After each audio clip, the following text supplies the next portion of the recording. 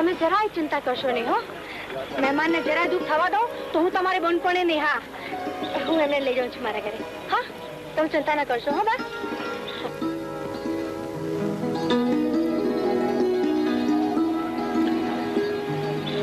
મને હાલો હાલો.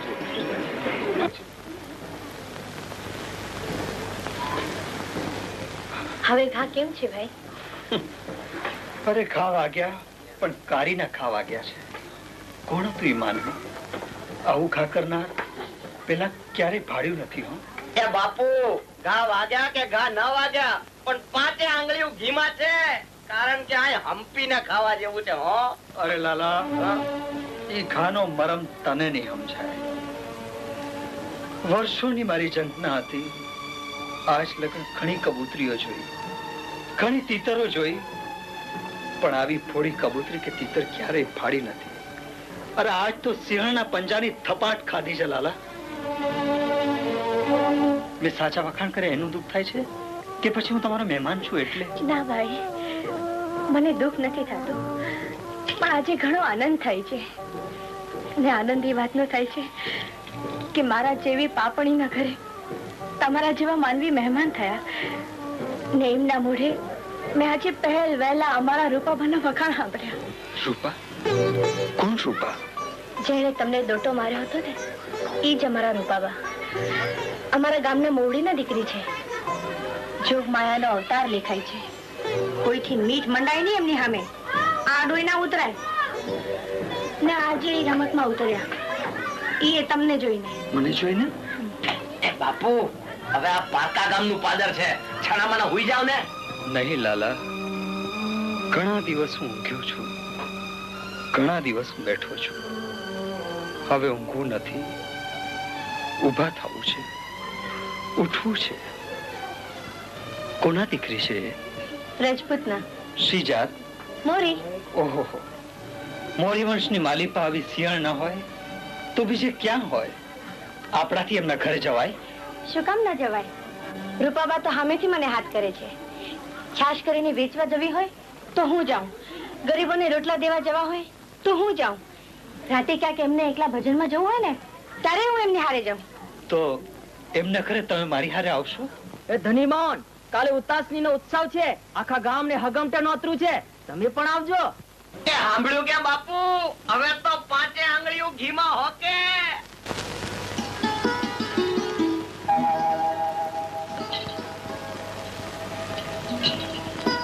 ભઈલા, રમતનો બહુ થાક લાગ્યો છે કે? અરે બેન, થાક તો શું લાગે, પણ જોયા તા એ હૈયે કોતરાઈ ગયા છે. એના હેત જોયા, એની પ્રીત ના મળે? ભઈલા, ઈ વાત કરશો નહીં હો. બાકી આ ગામની માલિપા જોઈની સામુ જોનારો એક પણ ગોતી દ્યો ને તો હું તમારી રાજસ્થાની મોજડી ઉપાડી લઉં. બાકી વીરા, એ તો હું સાથે હતી એટલે, નહીં તો એની સામુ મીઠ ના મંડાય. હો, લ્યો પાણી પી લે. અરે ધનીબેન, તરસ તો ત્યારે જ છીપશે જ્યારે હું એ નમણા માણસને ફરી એક નજર જોઈશ. ત્યાં સુધી તો ભવભવની તરસ છીપે એમ નથી. ભાઈ, ઈ તરસ એમ ન છીપે. હો, બાકી તમને મળવાના જો બહુ કોળની બેન, એને મળવા જાઉં ને તો અમારી હારે હાલો તો હાલ. હું આને ના આવું હો. બાકી હા, વગડાના માર્ગે ક્યાંક મળી જાય, કેમ કે ઈ રોજ ખેતરે જાય છે. કઈ દિશે? ઉગમણી દિશે. ક્યારે? સવારના પોરમાં. સવારમાં? એ ધનીમાન, તમારે ત્યાં જે મહેમાન છે ને એમને કેસર મોરીને ત્યાં હાજે જવાનું નોતરું છે. કા ભાઈ, ચાસઠિયાના સાઠા ચાખી એવા લાગો છો. હા, એ ચાખ્યા નહીં, ભરડી નાખ્યા. ભરડી ઓલા શેરડીના વાડ જેમ ભરડી નાખે ને એમ. હા, એમાં કેટલાક મીઠા નીકળ્યા અને કેટલાક ખારા. મીઠા નીકળ્યા એટલા બાપુના અને આ ખારા નીકળ્યા એટલા મારા. લાલા લપસિયા. બાપુ હાલો, જમવાનું મોડું થાય છે. હમણાં આવીએ. હા હાલો. બાપુ, શરૂ કરો જમવાનું. રબ્બી, એકલું હું ક્યારેય જમ્યો નથી. પણ હું બેહું છું ને. અરે દરબાર, શું વિચાર કરો છો? વિચાર કરું છું કે આ રોટલા જો એક જ ટંક જમવાના હોય તો એના કરતા તો ઉપવાસ કરવો સારો. દરબાર, તમારી વાત હું ઘણી સમજુ છું, પણ શું કરું? એને મેં કેમ મોટી કરી છે, ઈ નાગણને કેમ કરંડિયામાં પૂરી રાખી છે, ઈ મારું મન જાણે છે. હો, પણ જગતના માનવીને ઈ વાત મારાથી કહેવાય નહીં. તો તમારી મહેમાન ગતિમાં એટલી ખામી કહેવાય બાપુ. રાજપૂત, હમ. મહેમાનગતિ માંડવાનો શોખ છે કે પછી રોટલા ઘડનારીને ઘરમાં બેહાડવાનો અભરકો જાગ્યો છે?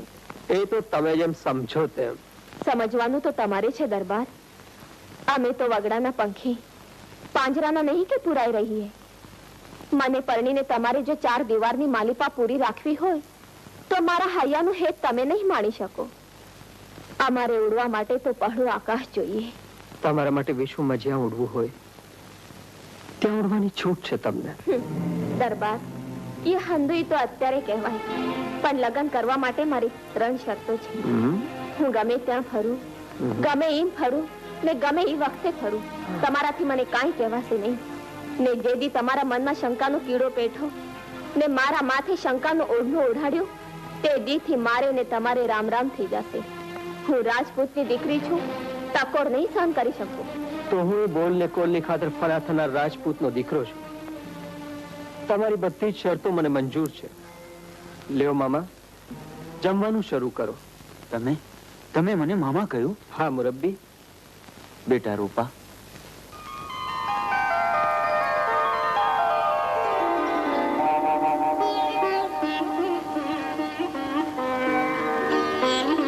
બાપુ, બાપુ, આ ગામમાં ઠાકર થાળી છે. જો તમે હા પાડો તો આપણે જઈએ. અરે દીકરી, ઈ માર્ગ માથે મારે હાલવું ઈ મારા માટે દક છે. બાપુ, મારક તો હંધાય એવા ચાકરા છે, પણ બાપુ હું હારે છું તો તમારે શી ચિંતા? દોરે જઈશ. અરે મારી દીકરી, તું કાયમની થોડી સાથે આવવાની છો. કાલે ઉઠી અને મારે તારા હાથ પીળા કરવા પડશે. તું સાસરે ચાલી જઈશ તે દી શું કોણ દોરશે મને? શું કામને મૂંઝાવશો બાપુ?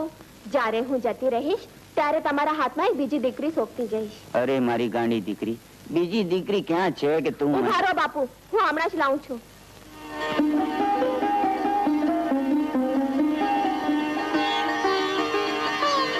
લ્યો બાપુ, મારી બહેન ને તમારી દીકરી. મારા ગયા પછી ઈ તમારી સેવા કરશે. લ્યો, હાલો બાપુ. ચાલ બેટા.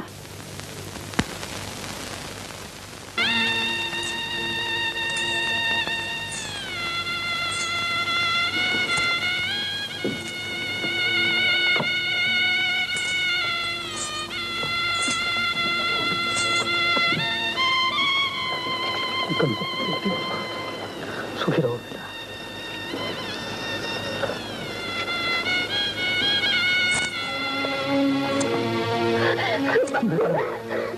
દીકરી,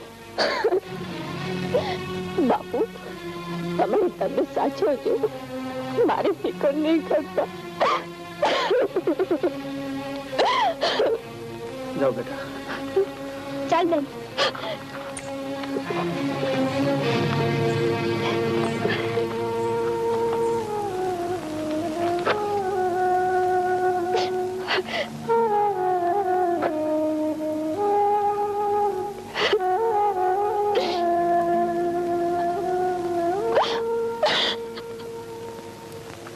બાપા, અમને આશીર્વાદ આપો. અરે લાલા, તું? બાપુ, આ તમારા લગ્ન આવી થયા ને અમારા માં થયા. હવે હાલો જોડા જોડ. હા લાલ બાબલા. હાલો બાપુ. होशियारा हे शिवर से अंग बने जरे वाकड़ू.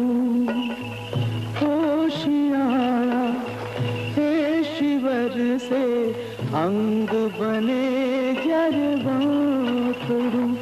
ત્યારે ખડપણનો સથવારો હાથે લાકડું. ત્યારે ખડપણનો સથવારો હાથે લાકડું.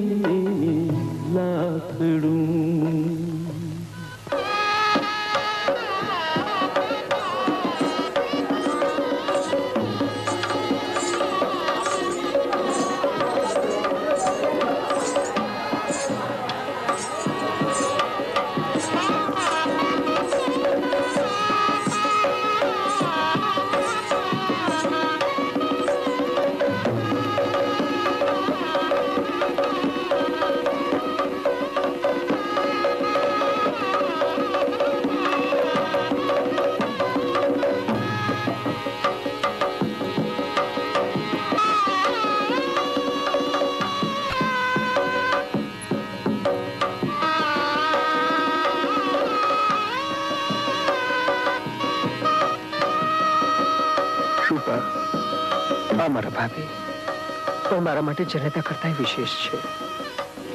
અખંડ સૌભાગ્યવતી ભવ. 7 દીકરાની માતા. જા ભાઈ, આપણી કુળદેવીને પગે લાગ. ચાલો.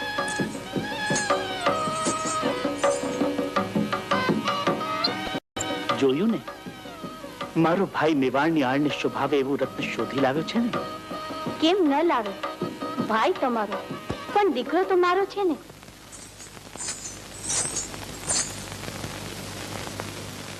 અહીંયા તમારા બહેન રહે છે. બહેન? હા. પણ દરબાર, તમે તો મને કીધું જ નહોતું. મને તો એમ કે માળામાં 2 પંખીડા આપણે જ રહીશું. ને મને કે એક માળામાં 3 પંખી રહી શકે. અરે મારા દરબાર, જગતમાં એક માળામાં 3 પંખી જરૂર રહી શકે. અને નવા આવનાર પંખીને તો એ માળામાં રહેનાર મોટા પંખીની હૂંફ મળે, ઓથ મળે, આશરો મળે. એ તો મારી મોટી બેન છે ને એમના આશીર્વાદ વગર મારાથી આગળ પગલું કેમ ભરાય? ચાલો દરબાર, હું એમના આશીર્વાદ લઈ આવું.